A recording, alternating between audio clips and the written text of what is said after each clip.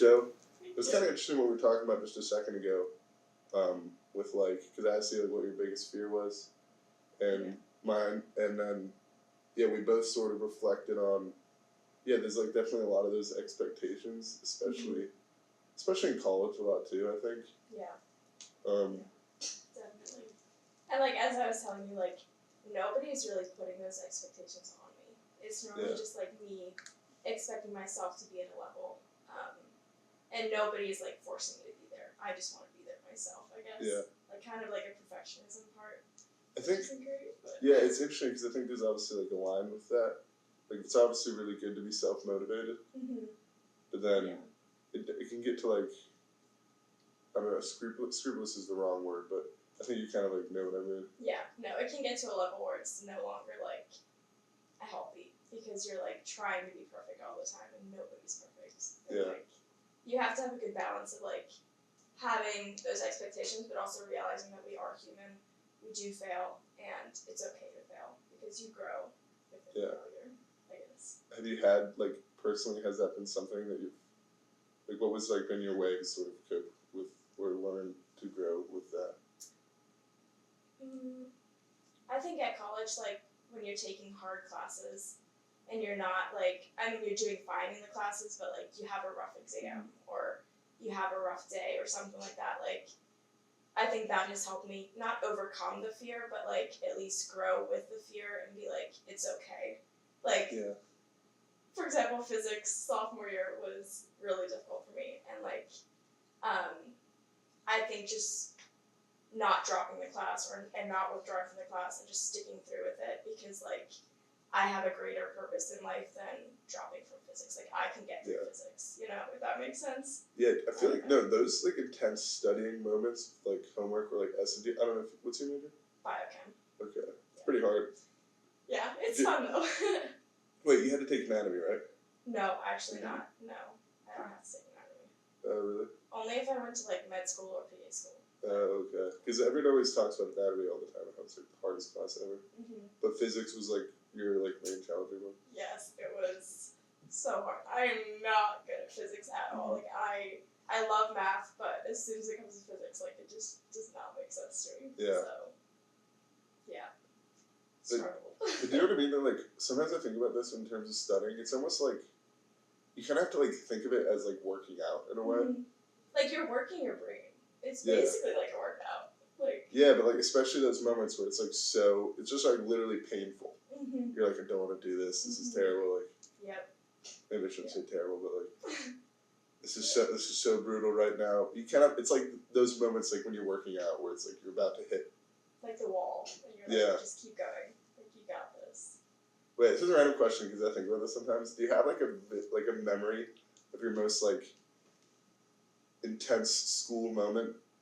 I feel like this semester has been like I've had a lot of those moments because I'll have just like a week where all of the exams in my biggest, most important classes are like back to back, and so like for a week and a half before the exam, I will start like blocking it. And then like the day before the exam, I will just like. Literally, I eat, I sleep, and I study. Like, that's all I do because, like, I just have to prepare for these exams because I want to do well on them. Yeah, you're pretty good at not getting distracted. When I'm, like, really stressed, Yeah, I always wonder why that is. Like, I wish that, like, energy that you have when you're, like, right on the deadline. Yeah. You can just, like, take a little bit of that and maybe... Yeah, it spread actually it out so you don't have to, like, be crammed, but I guess that's just how... Yeah. Freshman year, I actually remember having to do a lab practical for Gen Bio. And I have never studied that much before. Like, it was insane. I have no idea. Like, I spent 3 days before the exam just, like, studying, like, day in, day out. It was crazy. I was like, what is wrong with me? But it went well. So it was worth it, I guess. I don't know, the school stuff is kind of interesting to me. At least how, like, different people study. Do you have, like, a set study routine that you kind of do? Yeah. I'll, like... For memorization classes, like bio classes, I will make Quizlets and I'll just like go over the slides like over and over and over again and like draw out the mechanisms, draw like all the different parts of it just to like ingrain it in my brain because I don't want to just learn it and then like forget it.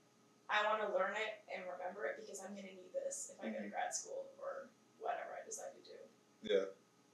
It's so frustrating, the learning. I feel like I always, sadly, I don't know, maybe that's not true, but I feel like a lot I forget, which really bums me out. It's like I took all these classes and I don't. Yeah. Maybe that's on me.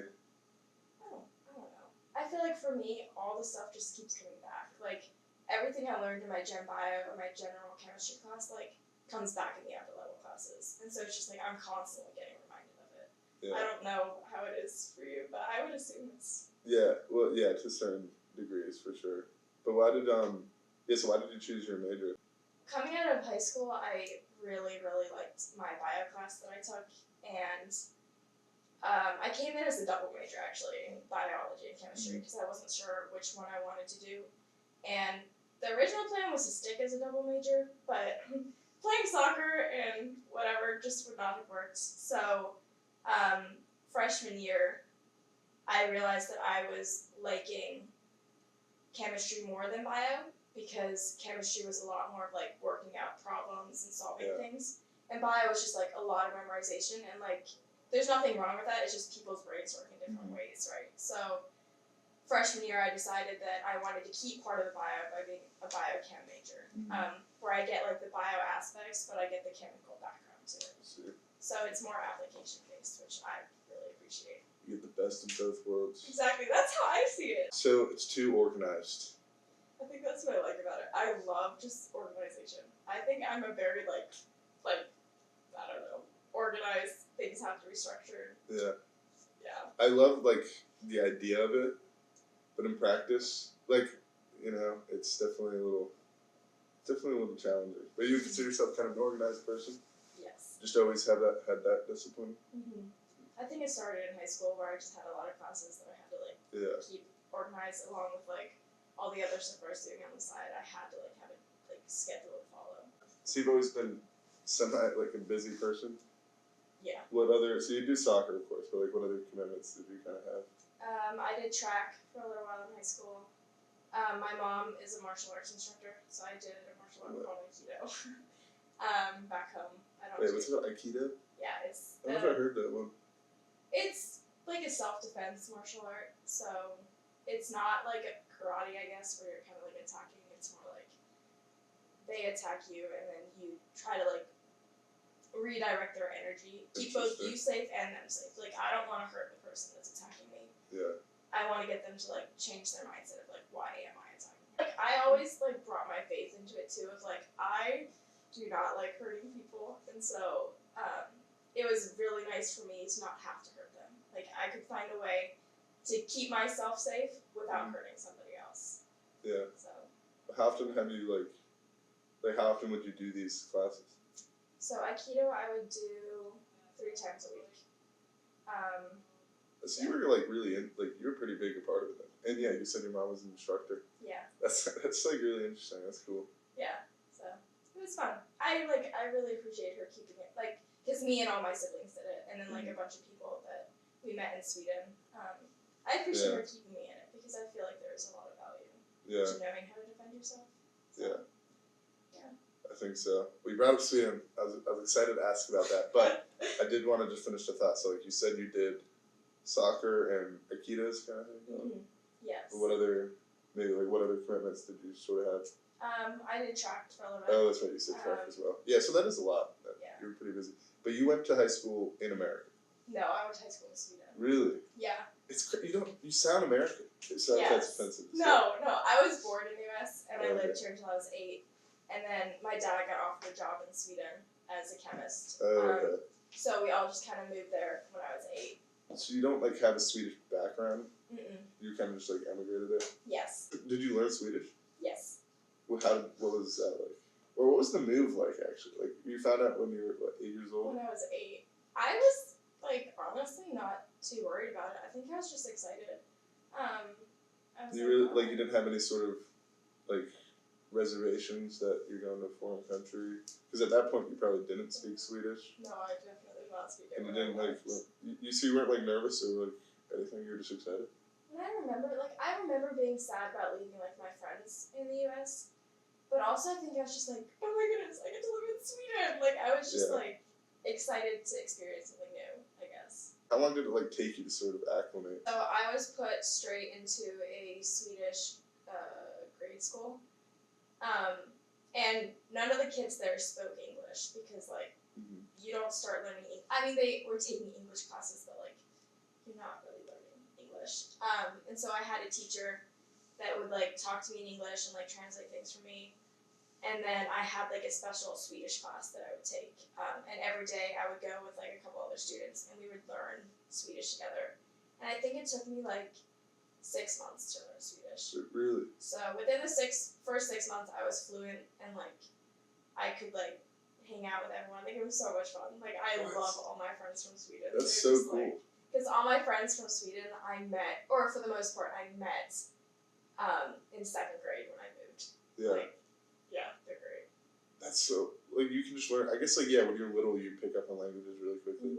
And especially when, like, nobody will talk to you unless you know the language. And so, like, I had to learn the language. It was kind of, like, out of necessity. So how long did you end up staying there in that country? We are still in Sweden right now, actually. Oh, you still live there? When I go home, I go to Sweden. Yeah. Okay, so you actually haven't been in America since you were 8 years old? Oh, so you really are just fully Swedish. Yeah. So so what's that like then? Like, having lived there for so long, and then coming back here? It feels almost weird to come back here, because, like, I knew all along that I wanted to come back here, especially when my older brother came to college. He goes to Dayton, or he graduated from Dayton. I, like, always knew I wanted to come back, but actually coming back was crazy, because Sweden is very different from the U.S. in a lot of different ways. So I wouldn't necessarily say that when I came to college, I felt like I'd come home. Yeah. Like, Sweden is still always going to be my home, I guess, because, like, it's what I'm used to. But I know that once my parents move back, like, the U.S. will become my home again, if that makes sense. Yeah. But your parents, do you plan on moving back? No. I plan on staying in the U.S., and then my parents will soon join us. Oh, okay. So when did you start playing soccer? I started playing soccer when I first moved to Sweden. A lot of my friends were on the soccer team. And in Sweden, like, soccer teams are not connected to schools. They're connected to the town that you live in. And so I started playing for the town that I lived in. And I just kind of continued all throughout, like, my years in Sweden. And, like, as you go, you kind of, like, go up in, like, the teams. There's, like, a junior team, and then there's, like, which has, like, girls from, like, that range from, like, 3 years apart. And then you have the A team and you have the B team for the team. Or for the whole, like, club. And so, like, I just kept, like, climbing to the different teams. And then when I was, I think, a sophomore in high school, I joined the A team for my club. And I started playing more with them. They would hand select a couple people to come up and practice with the A team every so often. And you would get, like, 2 weeks to just, like, practice with the A team, get to know them, and then you would go back and you'd practice with your junior team. And then my sophomore year of high school, I started to, like, get more and more playing time with the A team, and then I kind of just became, like, a staple in the A team. And I would play a lot of the B team games, but I would also play in most of the A team games. Like, I never felt the urge to, like, go to a different club. Like, my club was, I think we were Division 2 in Sweden, and I just didn't feel like, once you get, we actually almost made it Division 1, which was crazy. We had a lot of, like, really cool soccer play. Like, I played with a youth national team player on my team. Like, several of them had, like, gone to the national team camps. Like, my team was awesome. I don't know how I was on that team, but it was just so cool to get to, like, play at that level. It was fun. It was definitely, like, I attribute, like, all that I've learned from soccer, like, to be from Sweden. Like, Sweden is very good at soccer, and they definitely prep me well for, like, playing here at the university. Yeah, so soccer's, like, the main thing over there, pretty much. What was it like coming and playing here with the Americans, comparatively? It was very different. I would say, like, in Sweden, you're a lot more aggressive. Like, you're a lot more, like, physical when you're playing. So I definitely had to tone that back a little bit when I came freshman year. Especially at Franciscan, the whole mindset is different. Like, at Franciscan, we're playing to glorify God. We're not playing for the glory of ourselves. And I think I had never, ever connected my faith to soccer prior to coming here. And so that's probably what I grew in the most here. It was just realizing that, like, I'm doing this for a greater good than, like, myself. Like it's not about me anymore. It's about like glorifying God, getting to know like all the wonderful girls on my team, and supporting them. Like I think one of the main differences was there was no backstabbing, and there was no like, why are you getting playing time and not me? Like everyone was just super supportive, and like when I came in freshman year, I was scared. I was like, I don't want people to be mad at me for playing, because like that happened in Sweden where people were like annoyed that I was getting playing time and they weren't. And I was like, I don't want that to happen again. Like I'm coming to a new country, like I don't know any of these people, like I don't want people to be mad at me, and that was never ever a problem. Like nobody ever was like, they were just supportive. Yeah. So, At what point did that kind of like click for you? That it was the team atmosphere is different, and like you're saying that you're playing for the glory of God as opposed for yourself. I think it was when we lined up. So our coach my freshman year loved having us do sprints, and so we would line up on the end line, and she would say, okay, look to your left and ask the person what their intention is, and then you would tell the person like what you wanted, like I don't know, my brother, and then they would run for your intention, and you would run for the person next to you. And it just kind of like changed the whole mindset of like me, I'm running for myself, to no, like I can't give up because I'm running for this person's mom or this person's grandpa or whatever it is they asked like me to run for, or their intention. And it was just like, I remember just being like, wow, like how is this a thing?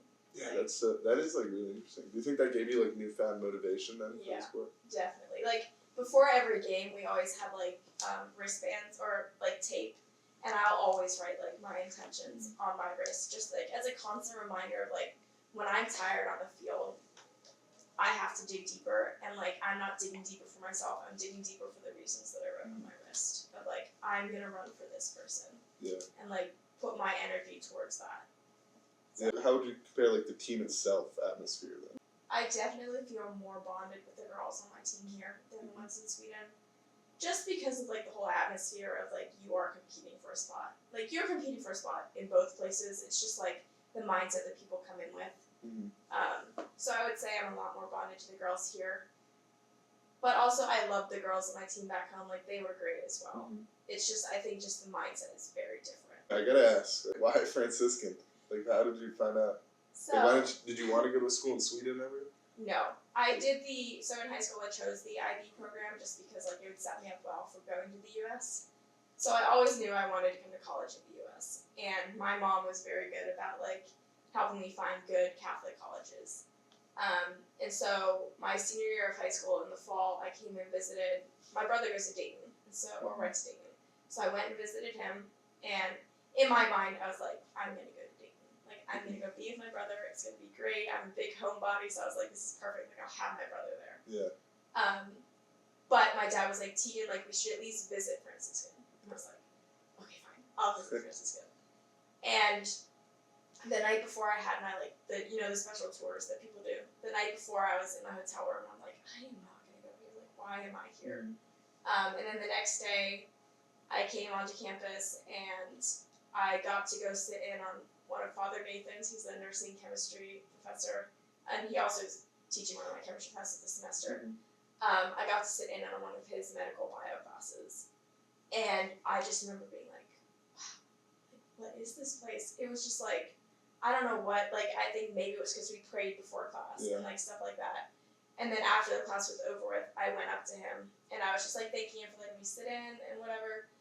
And he was like, I will be praying for you in your college discernment. And that was probably one of the first times I'd ever heard someone who didn't even know me say that they were going to pray for me.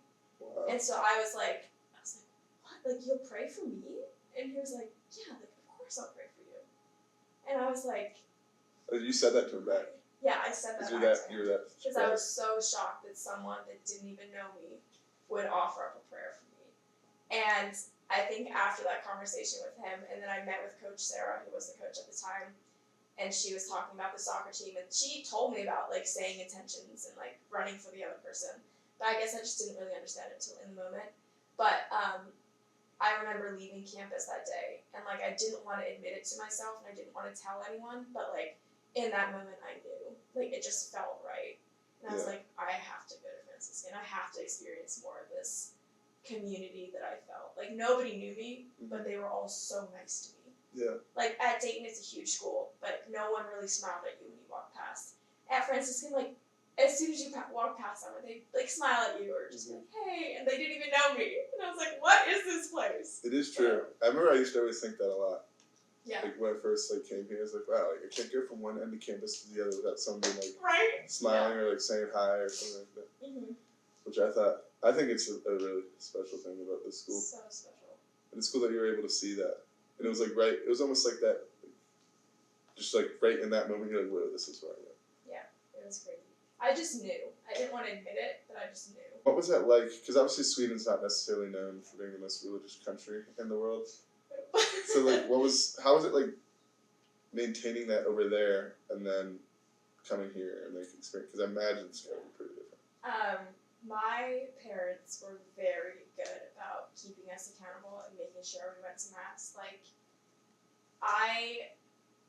It's hard for me to say this because it doesn't always reflect me in the best light, but when I was in Sweden, before I came to Franciscan, I used to be like, why do I have to go to mass?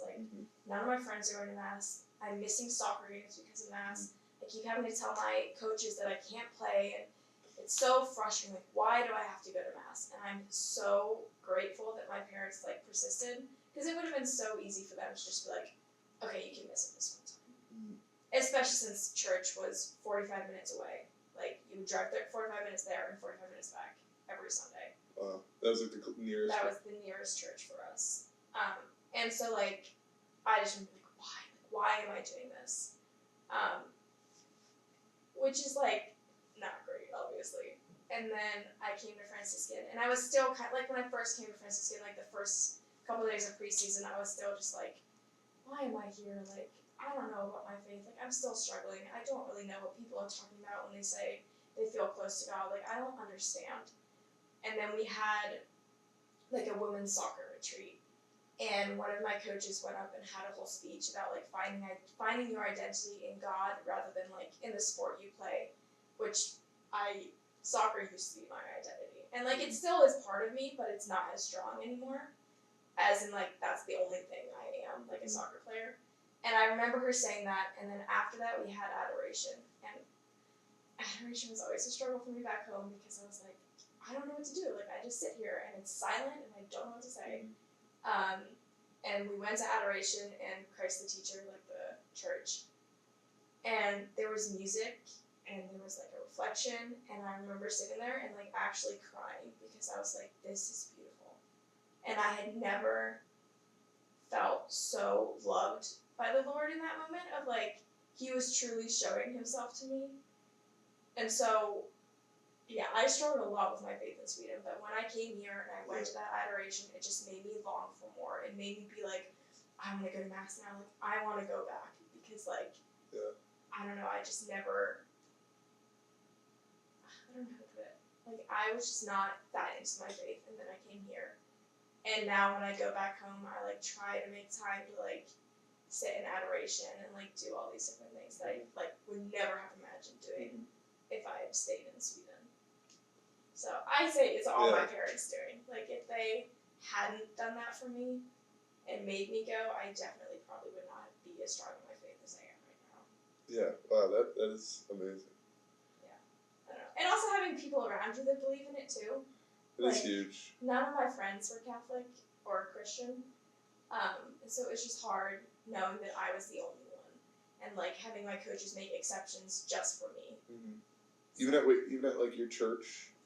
Oh, my church. Was there any like young people at all? So it was either like really old people or young families with like babies. There were not a lot of kids my age, and the only people I knew were like my siblings. Okay.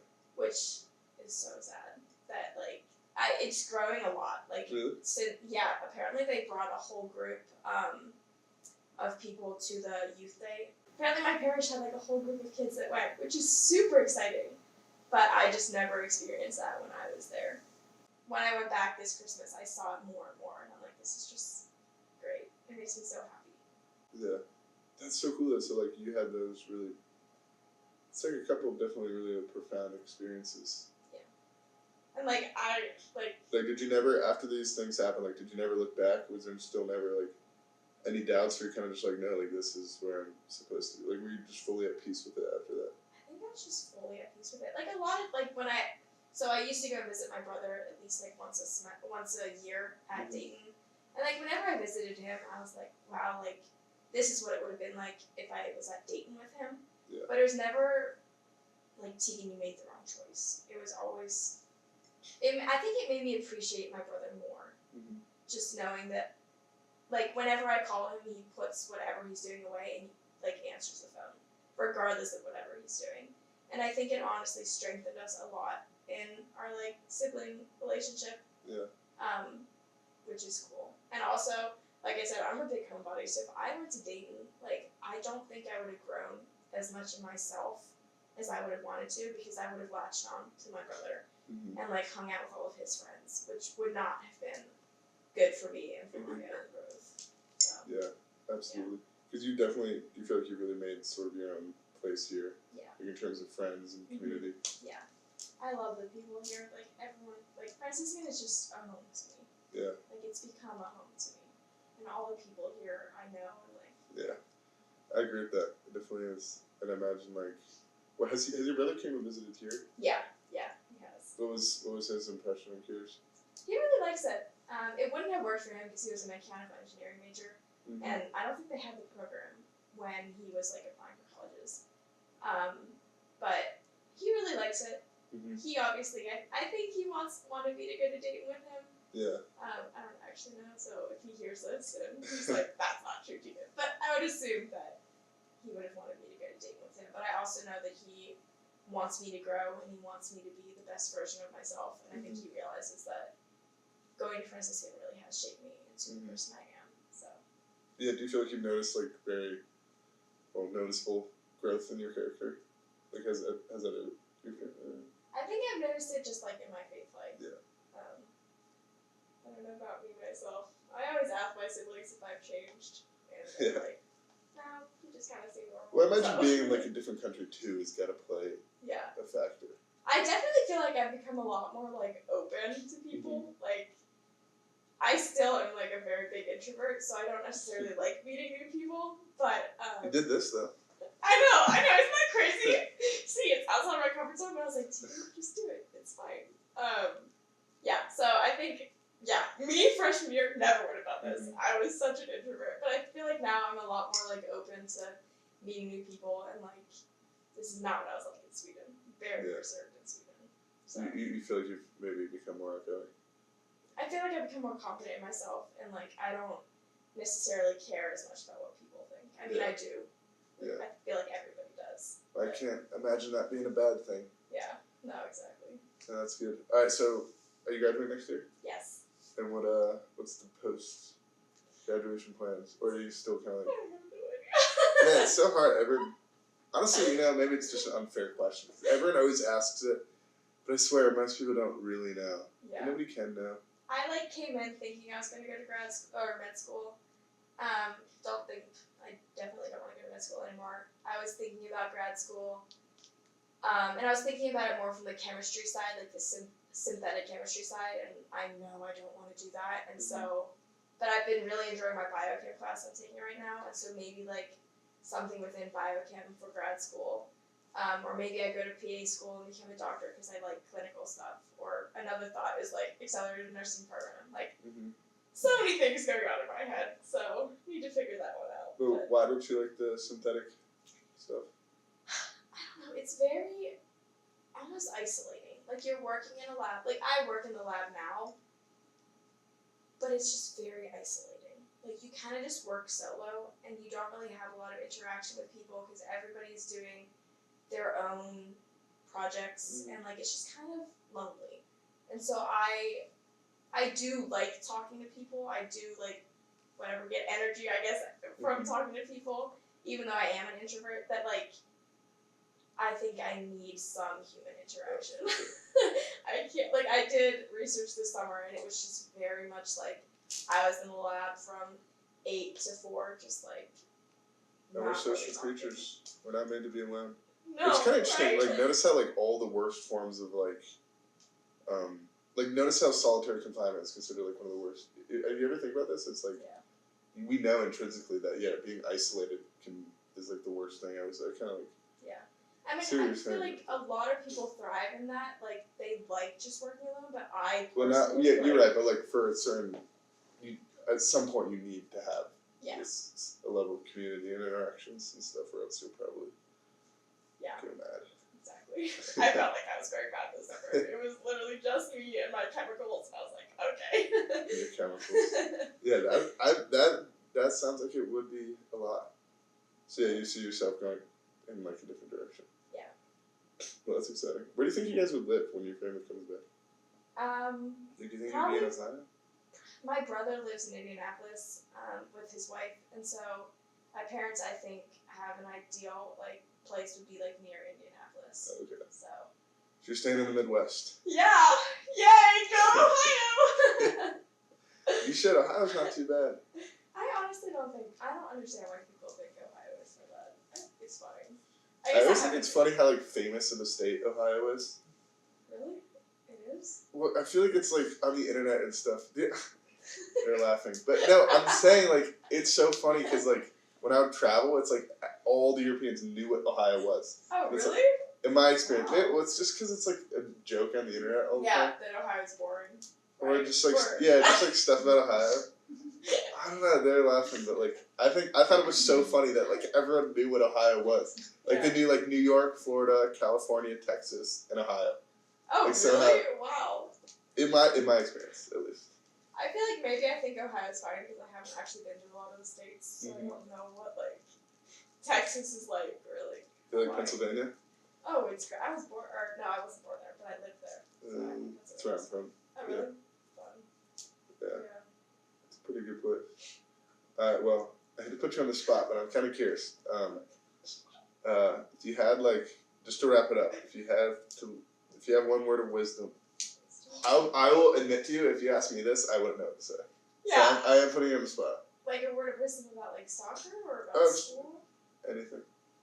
In life. I think something I've learned is like, just do your best. Mm-hmm. Like, I try to do my best in everything that I do. And I think like the ACE office has like the excellence part, like, just try to be your best in everything that you do. Mm-hmm. And I've learned along the way that like sometimes, as hard as it is, your best isn't good enough. Mm-hmm. But it's okay because you at least tried. Like, don't not do something because you're scared. Give it a try.